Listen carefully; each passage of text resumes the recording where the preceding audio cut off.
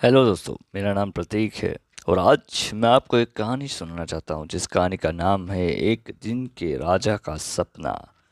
एक बार की बात है जब मोहन नाम का एक युवा लड़का था जो एक दिन के लिए राजा बनने का सपना देखता था।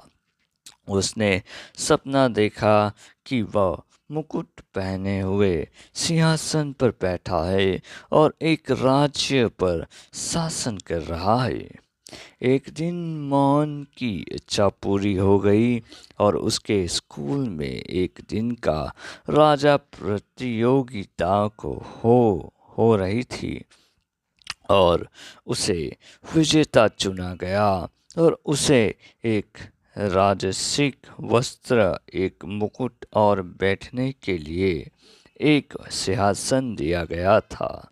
यह देखकर सबसे पहले मोहन बहुत ही रोमांचित हुआ और वह अपने सहपाठियों को आदेश देता था और महसूस करता था कि वह हर चीज़ का प्रभारी प्रभारी है। लेकिन जल्द ही उसे एहसास हुआ कि राजा बनना उतना आसान नहीं है जितना उसने सोचा था। एक राजा की तरह उससे कुछ ऐसे निर्णय लेने पड़ते थे जिसका असर सभी पर पड़ता था और उसके कुछ निर्णयों से उसके मित्र परेशान हो जाते थे और उसे ऐसा लोगों से भी निपटना पड़ता था जो शासन से खुश नहीं है और उसे राजा की गद्दी से हटाया जाते थे।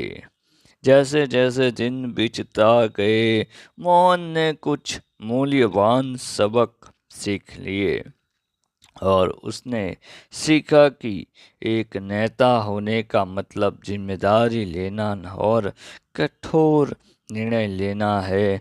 पर उसने यह भी सीखा कि हर कोई उसके निर्णय से सहमत नहीं होता और इसलिए उसे उसकी राय सुननी होगी और सही फैसले लेने होंगे।